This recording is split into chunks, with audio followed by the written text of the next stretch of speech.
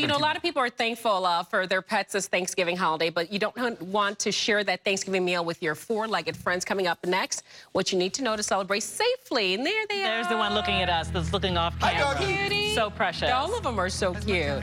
Back after. And no, I wouldn't charge for Thanksgiving. I was listening. But you... She's like, well, you were. Yes, Hi, good morning.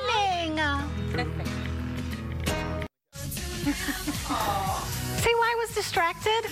Wait do you meet our fur babies in here. Well, Thanksgiving has arrived. It is the day, and one thing many of us are thankful for this year is our four-legged fur babies. But this Thanksgiving food could be dangerous for the dogs in our life. So joining us to offer us some tips and tricks on how to keep our pets healthy and safe this Thanksgiving is our friend Dr. Eric Cryan. He's the owner and the chef at the NoVa Mobile Vet. We love seeing you. Thanks Where for have you having been? us. I know, busy at work mostly. Happy Thanksgiving. Happy Thanksgiving to you too. And I want you to tell the people at the end how to get in touch with you, because I love the thought of you coming to people, your veterinary practice. So anyway, who do we have here today before we talk? Well, I always want to bring some cute pets when I come on and talk about pet safety tips. So I got, we know Bliss. Bliss, we know. I got my brother's dog, Brody, and his girlfriend, Lulu.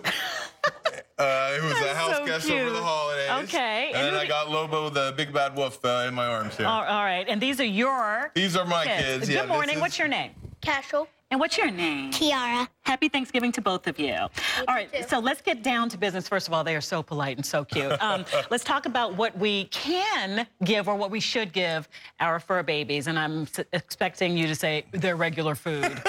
That is so boring. Everybody's around the table. If you have very bland turkey, a little bit, would be all right. Okay. But the problem is all the spices and the stuff that we want it to make it look good. If you fry a turkey, like my friends have been known to do. Yeah. The fatty, really rich foods can cause, unfortunately, pancreatitis in some dogs. And so one might say... yeah, okay. It's not worth it. Exactly. It is not worth it, even if you think about the pain that's associated with pancreatitis. So it's not worth that. Exactly. It's not worth having to take a trip to the, see me or my colleagues at emergency hospital during the holidays.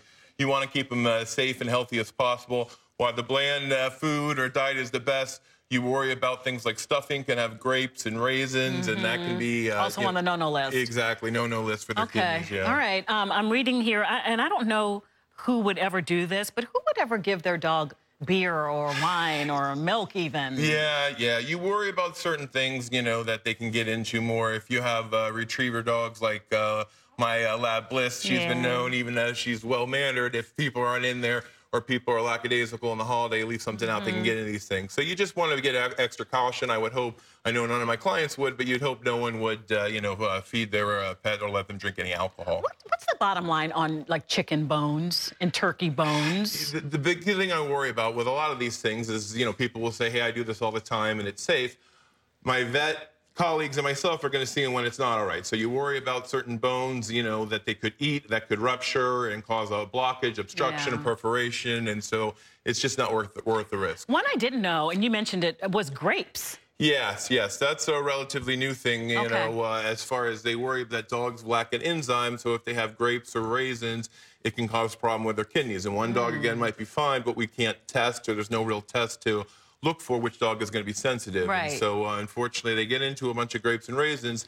The preventive measure is hospitalization. Again, you don't want to do that to ruin your holiday. Okay. Chocolate, we know that one's on there. Well said. Yeah. Chocolate, has caffeine-like substance, methylxanthines, that can cause problem with their heart rate. One of the worst cases I ever see with, like, the dark cocoa, a Christmas gift. Someone gave Ghirardelli, and, some labs got into it.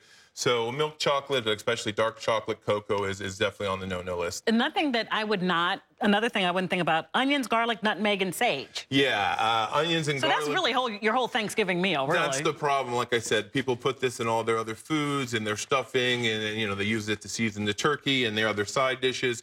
So they get something that may bland be healthy, but with all these additives, it can cause a problem. I have a question that's sort of off script. We had a viewer say that it's his first year without her dog.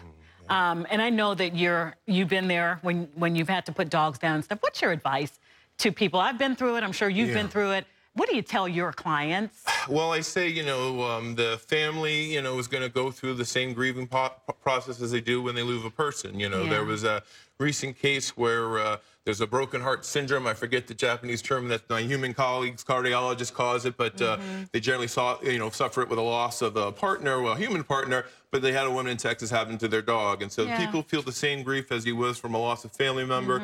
You know, there's hotlines out there that you can talk to, the pet loss hotline and other hotlines like that. Because, it's very tragic. You know, you come in the house and you're used to getting these family members, you know, greet you for all these years. They're part of the family. You love them so much. You wish you could be around longer. So all you can do is enjoy the time that you have with them, keep them healthy and happy for as long as possible. Thank you so much for coming in. And in the last couple of seconds, I just want to say happy Thanksgiving to you. And what are you thankful for? Family, shelter, pets, whole family.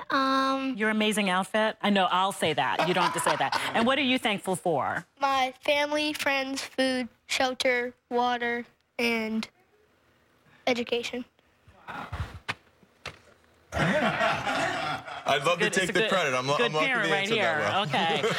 Thank you for coming in. Happy Thanksgiving. Happy Thanksgiving, guys. Don't forget your fur babies. Keep them healthy. Will do. After this day. All right, Maureen, back to you. I love it. I know. I love it. And Brody, I'm telling you, this dog is obsessed with you. He has been staring. I know. He's I just think so cute. Brody and I have a bond. I think so too. You should. Can Brody come over? I may need a dog.